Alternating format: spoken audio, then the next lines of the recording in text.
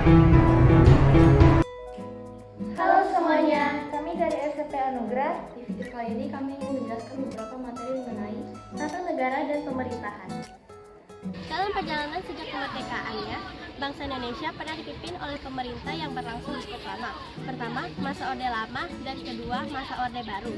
Pada dua masa pemerintahan ini, kekuasaan eksekutif sangat besar dan lembaga legislatif dan yudikatif kurang menjalankan tupoksi sebagaimana mestinya. Keduanya terlemahkan oleh kekuasaan eksekutif dan kehilangan independensinya. Akibatnya, pemerintahan tidak dapat sehat.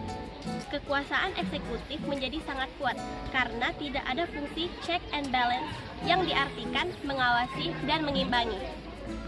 Aslian, apa sih itu legislatif dan eksekutif? Kalau legislatif itu lembaga negara yang berwenang membuat undang-undang untuk menjalankan negara.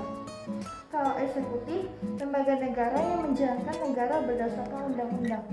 Oh, kalau yudikatif itu apa ya? Kalau yudikatif, lembaga negara yang mengadili pelanggaran terhadap undang-undang dalam menjalankan negara. Oh gitu, makasih ya infonya. Iya, sama-sama.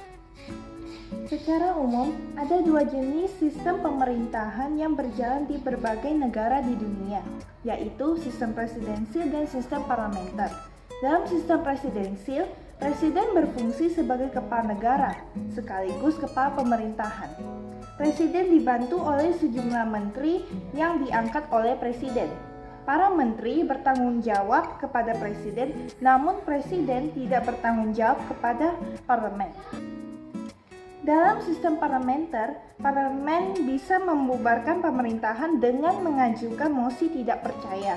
Sebaliknya, pemerintah melalui kepala negara juga dapat membubarkan parlemen dengan dasar parlemen tidak lagi mencerminkan aspirasi rakyat. Pres, apa sih perbedaan antara sistem pemerintahan presidensial dan parlementer? Oke, presidensial itu yang pertama, presiden berfungsi sebagai kepala negara sekaligus kepala pemerintahan. Yang kedua, presiden tidak dapat membubarkan parlemen. Yang ketiga, parlemen tidak dapat menurunkan presiden. Sedangkan parlementer, yang pertama itu presiden, raja atau ratu berfungsi sebagai kepala negara, sementara perdana menteri berfungsi sebagai kepala pemerintahan. Yang kedua, perdana menteri memimpin para menteri dalam menjalankan tugas pemerintahan. Lalu yang ketiga, Perdana Menteri dan kabinetnya bertanggung jawab kepada parlemen. Terima kasih atas informasinya. Sama-sama. Sekarang apa sih perbedaan urusan pemerintahan absolut, pengukuran, dan juga wajib? Urusan pemerintahan absolut adalah urusan pemerintahan yang sepenuhnya menjadi kewenangan pemerintahan pusat.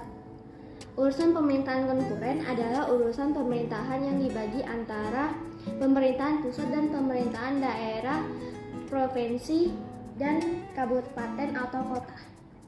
Urusan pemerintahan wajib adalah urusan pemerintahan yang wajib diselenggarakan oleh semua daerah.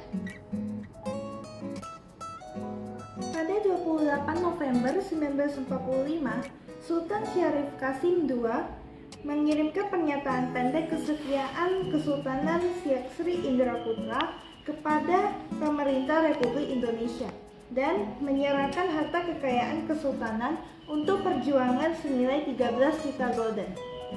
Inilah sikap jiwa besar para pemimpin daerah Swapraja yang mesti kalian teladani. Mereka tidak egois dengan memilih menjadi negara terpisah dari Negara Kesatuan Republik Indonesia, melainkan bergabung dengan NKRI. Bahkan memberikan sumbangan kekayaan kerajaan atau kesultanan untuk membangun negeri Indonesia.